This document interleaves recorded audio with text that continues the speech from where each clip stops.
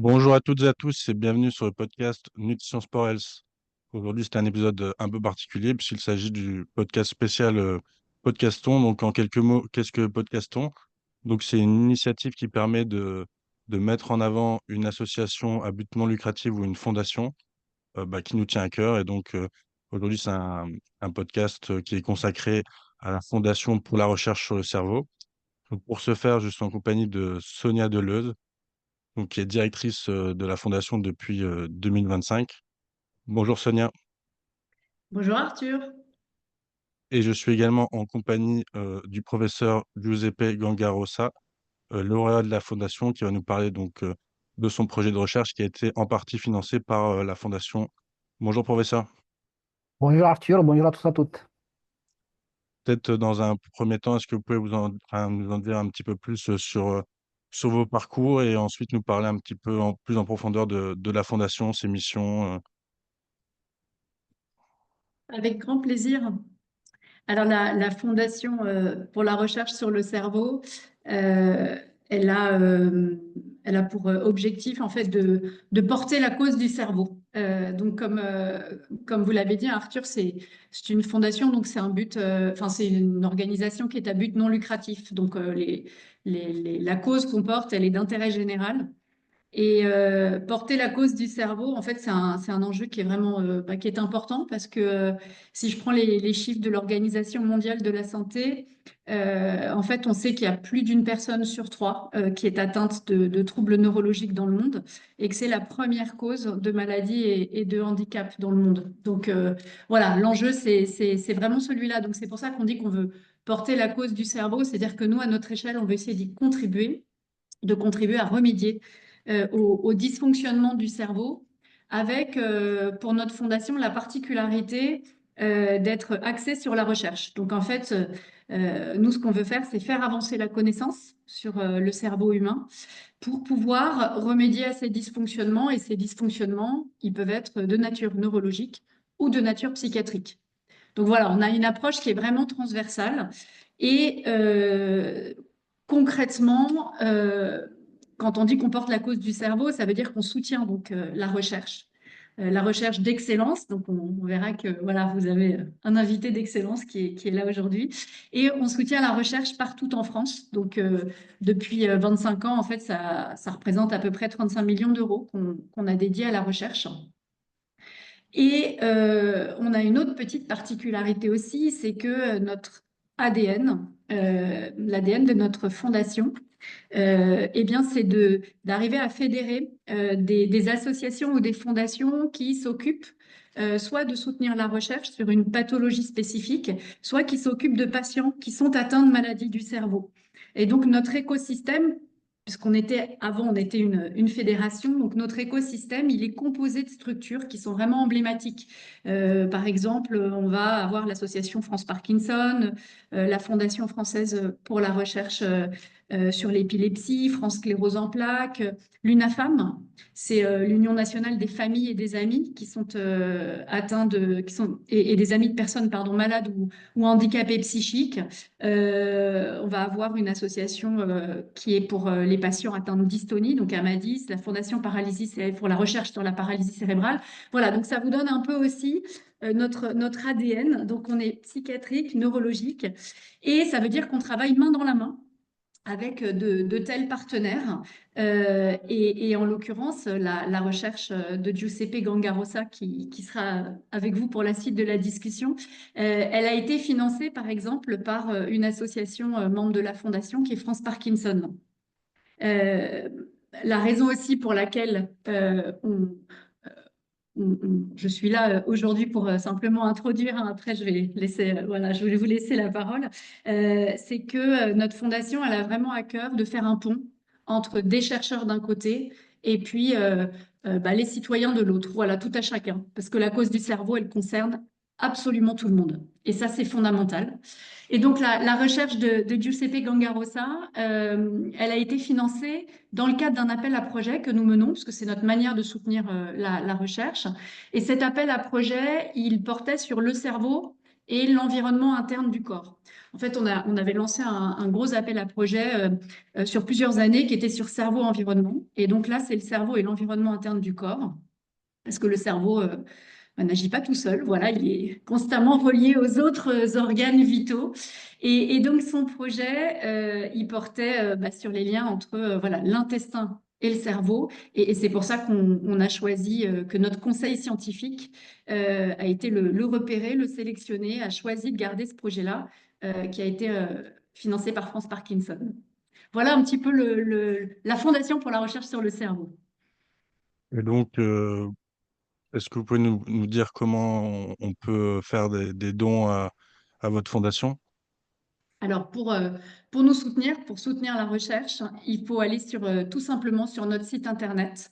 Je ne sais pas si voilà, vous pourrez le mettre aussi en petit Tout à commentaire, fait. mais le site internet de la Fondation, en tapant Fondation pour la recherche sur le cerveau, FRC ou FRC Neurodon, on peut voilà, faire un don pour soutenir la recherche et contribuer à remédier aux maladies du cerveau. Bah, merci beaucoup en tout cas pour votre intervention. On va du coup passer la parole au professeur Langarosa. Professeur, est-ce que vous pourriez dans un premier temps nous parler un peu de votre parcours scientifique? Alors, mon parcours, donc merci, merci Sonia déjà pour avoir introduit la fondation, parce que pour moi c'était vraiment très important ce soutien de la FRC, de l'association France Parkinson pour mener à bien nos recherches. Donc je n'arrêterai jamais de les remercier assez. Donc mon parcours, c'est un parcours un peu, donc je suis pas français à la base, je suis italien, donc je fais une thèse pharma en Italie. Après je suis parti en Suède. Pour une thèse en sciences. Après, j'ai voyagé un petit peu le monde, le Québec, la France du Sud, Montpellier, Paris, pour à la fin obtenir un poste maître de conférence à Paris-Cité. Et je suis actuellement professeur en neurobiologie dans la même université. Et donc, je m'intéresse surtout à ces mécanismes qui est les mécanismes nerveux qui relient la périphérie et le cerveau et la périphérie dans des contextes des troubles psychiatriques et aussi des troubles qu'on appelle métabopsychiatriques associés à l'alimentation. Justement, on va parler durant ce podcast de votre projet entre le lien entre l'alimentation et le cerveau. Et donc, ma première question, c'est comment le cerveau intervient-il au niveau de notre cycle alimentaire? Et donc, que se passe-t-il quand on mange finalement? Ça, c'est une question clé justement pour comprendre les enjeux de ce système alimentation-cerveau. Donc, le cerveau, en fait, joue un rôle central dans l'alimentation en régulant plusieurs choses. La faim, la satiété, le plaisir et les émotions qui sont liées à la nourriture. En fait, les étapes, je dirais, principales de cette euh, relation entre cerveau et alimentation sont associées à différentes structures du cerveau. Notamment, on a par exemple, sans rentrer dans les détails, on a l'hypothalamus, qui a une région du cerveau qui va recevoir des signaux qu'on appelle les signaux hormonaux et va ajuster notre appétit, donc la faim ou la satiété. On a après le tronc cérébral, qui c'est une région profonde du cerveau. En fait, elle va plutôt à recevoir, à intégrer des signaux qui sont issus de l'activité du tube digestif. Donc, par exemple, la distension de l'estomac, la motilité intestinale, la libération d'hormones intestinales. Et après, on a le circuit qui est très cher à mes recherches, c'est le circuit de la récompense, ce qu'on appelle le plaisir, entre guillemets. Et donc, c'est constitué par des structures qui vont constituer le système dopaminergique, donc, qui est le responsable de la libération de dopamine. Et ce système-là, ce circuit-là, en fait, il est très important dans la procuration d'une sensation de plaisir et donc de renforcer la consommation de nourriture, surtout quand cette nourriture est riche en sucre ou en lipides. Et après, on a un autre noyau du cerveau qui est très important, c'est le cortex préfrontal. Et en fait, ce noyau-là, il est très impliqué dans le contrôle de l'impulsivité et de la prise de décision par rapport à un choix alimentaire. Ça, c'est un peu les étapes des circuits qui sont impliqués dans la relation alimentation-cerveau, en sachant que ça, c'est un peu une shortcut en quelque chose, en quelque sorte. Pourquoi? Parce que le cerveau, il est constamment relié à la périphérie. Et donc, en fait, il faut analyser les relations alimentation-cerveau par le biais aussi de la périphérie, des organes qui contribuent à la santé de l'organisme. Et vous parliez des nutriments. Quels sont le rôle de ces nutriments que nous consommons donc quotidiennement dans notre alimentation par rapport à l'activité du cerveau? Donc, donc, il y a plusieurs types de nutriments, hein. Les trois majeurs sont les sucres, les lipides et les protéines. Alors, le recul scientifique qu'on a le plus, c'est par rapport aux sucres. Je dirais les sucres, parce qu'on a différents types de sucres. Avec le sucre clé pour la physiologie, c'est le glucose. Le glucose a un rôle énergétique qui est très important parce qu'en fait, on dit souvent que le cerveau utilise et consomme environ 20% de l'énergie du corps et cette énergie est principalement liée à la disponibilité en glucose. Et en fait, ce glucose-là a un impact très fort sur la cognition, sur l'humeur, sur le système sensoriel. Et donc, avoir une balance de glucose qui est à l'équilibre est très important. Donc, il ne faut pas non plus excéder dans la consommation du glucose, parce que le glucose, un peu comme Dr. Jekyll et Mr. Hyde, c'est très important au niveau physiologique, mais ça peut être aussi toxique, voire mener à des troubles métaboliques importants. Vous connaissez sûrement le diabète de type 2. Les lipides aussi, ce sont des nutriments très importants. Pourquoi? Parce qu'en fait, nos cellules, surtout les neurones, sont constituées beaucoup par des lipides qui vont constituer la membrane cellulaire où il y a tous les échanges des informations à la synapse. On parle souvent en nutrition d'acides gras oméga 3, oméga 6.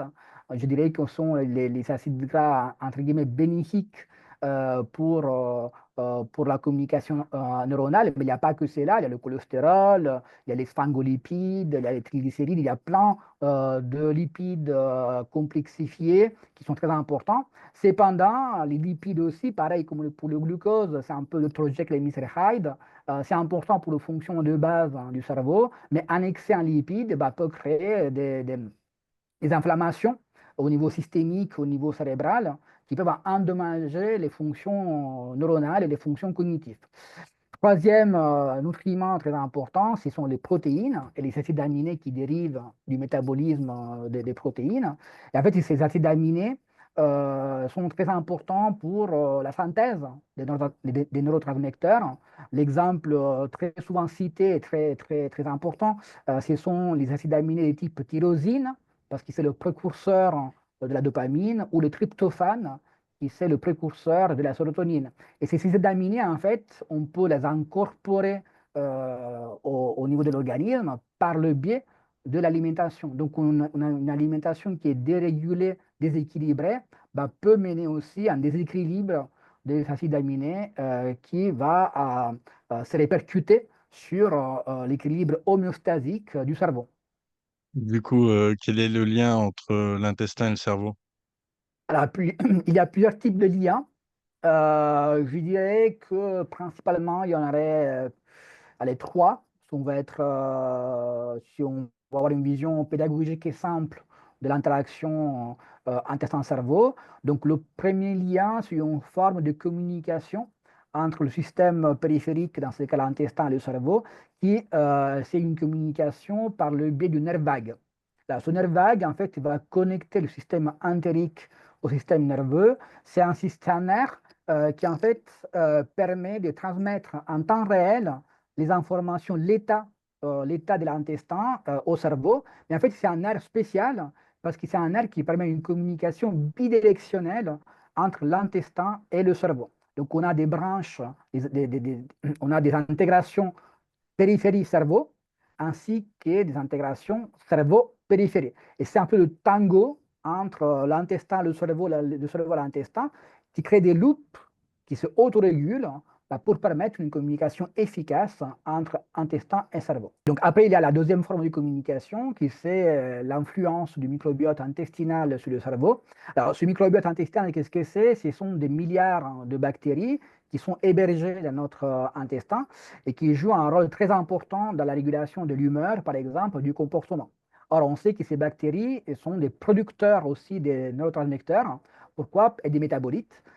Pourquoi? Parce qu'en fait, ils sont capables de sécréter, par exemple, parmi les métabolites, on a des acides gras à chaîne courte, notamment le butyrate, le propionate et l'acétate, qui sont sécrétés en circulation sanguine et après, voilà, ils vont agir au niveau des organes et aussi au niveau du cerveau.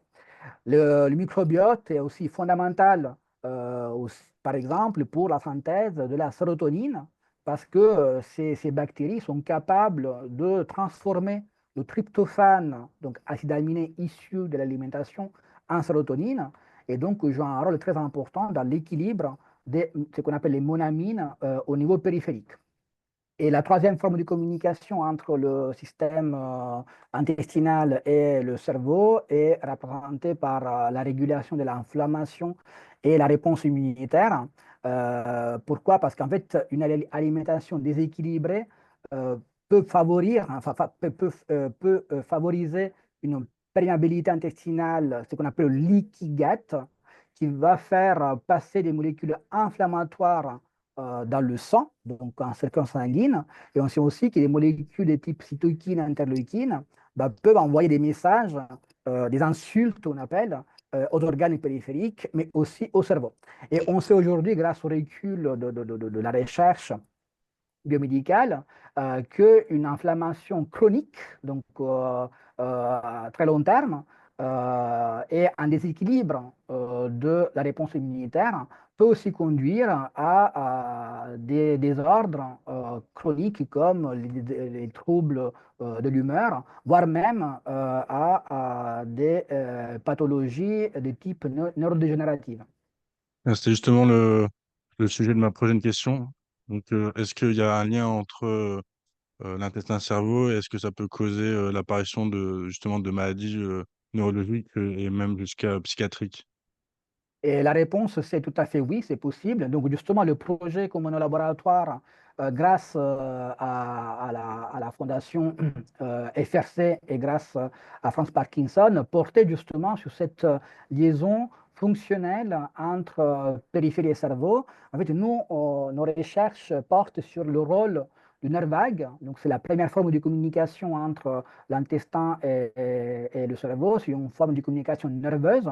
Et nous, par exemple, on a trouvé, donc c'est les papiers récents, les derniers papiers de l'équipe, dans lesquels une perturbation de la communication vagale entre l'intestin et le cerveau pourrait participer à des troubles associés à la mémoire, ainsi qu'à des troubles associés à le renforcement alimentaire.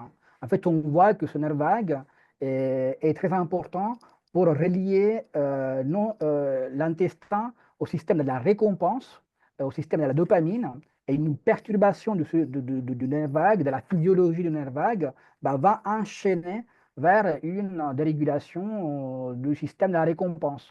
Donc en fait, aujourd'hui en neurosciences, on essaye d'avoir plutôt des approches intégrées, voire holistiques, dans lesquelles on prend le cerveau, on étudie le cerveau avec sa connexion euh, avec la périphérie. Et donc aujourd'hui, on sait de manière très, très étonnante, très importante, on sait qu'une santé intestinale se traduit dans une santé mentale. Et en fait, il faut investir de plus en plus dans les recherches qui sont à l'interface entre intestin et cerveau, parce que on sait très bien que il y a des troubles, la dépression, l'anxiété, l'addiction, qui sont vraiment à l'interface entre intestin et cerveau. En ce moment, on entend beaucoup parler de l'addiction au sucre. Est-ce que ça existe vraiment, une addiction au sucre? Voilà, je dirais que la communauté scientifique l'a un petit peu partagé sur la terminologie de addiction. On parle beaucoup d'addiction aux drogues d'abus, donc les psychotropes, cocaïne, amphétamine, etc. Et en fait, il y a un peu des collègues qui disent que oui, on peut parler d'addiction au sucre, d'autres qui disent bah non, c'est un peu différent par rapport aux drogues. Et en fait, c'est question de définition. Alors, moi, je ne voudrais pas utiliser le terme addiction. Mais par contre, oui, on peut rentrer dans une recherche compulsive ou impulsive de sucre, ça c'est clair. Que en fait, on peut renforcer des comportements aberrants issus d'une alimentation trop sucrée, ça c'est certes. Et on sait aussi qu'il y a aussi, par exemple, des phénotypes, il y a des traits qu'on retrouve à la fois chez les patients souffrant d'addiction aux drogues, mais on le trouve aussi chez des personnes qui surconsomment de la nourriture, notamment la nourriture riche en sucre. On sait aussi que ces substances naturelles comme le sucre ou récréationnelles comme la cocaïne ou l'amphétamine ou l'alcool à la nicotine, on sait que toutes ces substances en fait vont altérer le système de la récompense, le système de la dopamine. Donc oui, il y a des découvertes qui nous dirigent vers cette idée que le sucre peut altérer de manière très profonde le fonctionnement du cerveau et le fonctionnement notamment du système de la récompense. D'accord. Et ben, pour finir, du coup, sur une note un peu plus positive, bah, quelles seraient vos recommandations pour bah, mieux nourrir son cerveau? Il n'y a pas une seule recommandation, il y en a plusieurs. Des fois, je caricature un peu, mais je dirais que le bon sens en alimentation, c'est primordial, c'est hyper important. Il n'y a pas un aliment seul qui est bénéfique pour le cerveau. En fait, il faut varier son régime alimentaire. Ils font une alimentation qui est équilibrée. Donc, par exemple, c'est les conseils qu'on donne toujours, hein, les nutritionnistes ainsi que les scientifiques, c'est fruits et légumes, du poisson, parce que le poisson est riche en oméga 3 par exemple, consommer tout ce qui sont noix, amandes, graines, des légumineuses. Donc ça, c'est des aliments hyper importants de la variation de l'équilibre alimentaire. Moi, je ne suis pas non plus pour interdire aux gens de manger de la pâtisserie ou de manger un gâteau, etc. Plutôt de faire attention, d'éduquer que ces types d'aliments transformés à long terme peuvent être très dérangeants pour la santé euh, intestinale et aussi la santé mentale. Évidemment, il faut en quelque sorte prendre soin de son microbiote intestinal. Ça, c'est hyper important. Donc, comment on prend soin de son microbiote? Il n'y a pas une baguette magique, il n'y a pas un protocole à suivre. Mais par exemple, on sait aussi qu'il faut miser sur les prébiotiques, donc ce qui est fibres, légumes et légumineuses. Aussi consommer de manière raisonnable des probiotiques, des yaourts, parce que ça aide aussi en quelque sorte le microbiote. Évidemment, si on parle d'alimentation, on ne peut pas prendre en compte aussi le fait qu'il faut faire de l'exercice physique. Alors, pas forcément aller à la salle de gym tous les jours, mais bouger, marcher, faire des pauses si on fait un travail qui est un peu sédentaire, de bouger. En fait, cette éducation à l'alimentation n'est pas juste ce qu'on mange, c'est surtout comment on mange. Il faut privilégier des repas qui sont lents, donc il faut mâcher très lentement. Et à cette éducation alimentaire, donc éviter les sucres raffinés, éviter des lipides qu'on retrouve dans les burgers, etc.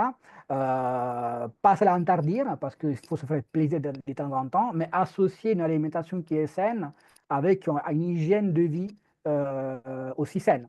Tout ça, en fait, notre intestin et notre cerveau nous remerciera. Mais par contre, j'étais un petit peu à souligner le fait qu'il n'y a pas un aliment qui est, euh, comment dire, qui est la solution magique pour le cerveau ou pour l'organisme. Il y a des aliments, il faut varier son alimentation et il faut aussi voilà, se tenir avec une hygiène de vie qui permet à cette alimentation d'être efficace. Et par rapport du coup au régime méditerranéen, est-ce que vous pouvez nous en toucher un mot? Ça revient souvent dans la littérature et aussi, il me semble, du régime Mind. Je ne sais pas si vous avez déjà entendu parler. Alors, donc le régime méditerranéen, c'est un régime, bah, souvent c'est un petit peu, c'est vu un peu comme le régime par excellence. Alors pourquoi c'est un régime par excellence? Parce que c'est un régime à la base il repose, il est riche en fruits, en légumes, en poissons, céréales complètes, entre guillemets de la bonne graisse, donc ce qu'on appelle l'oméga 3, l'oméga 6, etc. Et ça, c'est très bénéfique pour la santé. C'est un régime qu'on sait aujourd'hui être capable de réduire euh, certains types d'inflammation et donc permet de protéger les neurones. Cependant, je ne suis pas en train de dire qu'on doit transformer les régimes de la planète en régime méditerranéen, parce que sur la planète Terre, il y a la Méditerranée, mais il y a plus de gens qui vivent hors Méditerranée que personnes qui habitent autour de la Méditerranée. Donc, en fait, chaque écosystème, chaque population se définit par rapport à la nourriture. Je ne suis pas pour changer radicalement euh, les traditions alimentaires de chaque pays, de chaque population. Il faut respecter son environnement, il faut respecter son habitat. Par contre, ce qui est très important, c'est de varier, ça c'est très important, varier la source d'alimentation. Et après, il y a plusieurs typologies de régimes que les gens utilisent. Maintenant, on parle beaucoup de fasting intermittent, etc. Moi, j'ai dit, si vous mettez en place un régime thérapeutique, on ne peut pas faire ça tout seul. Il faut toujours l'accompagnement de spécialistes, diététiciens, nutritionnistes, médecins, des scientifiques, parce qu'en fait, l'alimentation, c'est pas banal. On se nourrit pour survivre, ça c'est sûr, mais en fait, soigner son alimentation, c'est la première forme de respect qu'on porte à nous-mêmes et au fonctionnement de notre organisme. Donc, c'est hyper important que toute forme de changement de régime alimentaire ne soit pas fait sur un coup de tête, mais soit un accompagnement, surtout quand l'alimentation devient une approche thérapeutique. Aujourd'hui, on utilise beaucoup des approches thérapeutiques utiliser non seulement des approches médicamenteuses, mais aussi des approches de type alimentaire. Et ça, en fait, on peut le faire seulement si on est accompagné par des spécialistes. Et il faut 100% éviter les gourous qu'on trouve dans les réseaux sociaux. Il ne faut pas juste s'arrêter à lire des blogs sans ressources scientifiques. Il ne faut pas écouter le copain, la copine, parce que ce régime a marché pour lui ou pour elle. Il faut vraiment, dans le cas du besoin thérapeutique, il faut vraiment faire appel à des spécialistes. Bah, en tout cas, merci beaucoup, professeur Gangarosa. Il y a Merci beaucoup à de vous. bon sens dans votre propos, surtout notamment le fait de se faire accompagner par des professionnels de la santé. Donc voilà, je vous remercie beaucoup pour cet épisode spécial podcaston qui avait pour thème l'alimentation et le cerveau au profit de la Fondation pour la recherche sur le cerveau. Toutes les informations seront dans la description du podcast, donc n'hésitez pas si vous voulez participer bah voilà, à des projets de recherche comme celui du professeur Gangarosa. Et moi, je vous dis à la prochaine, à bientôt, au revoir. À bientôt, au revoir.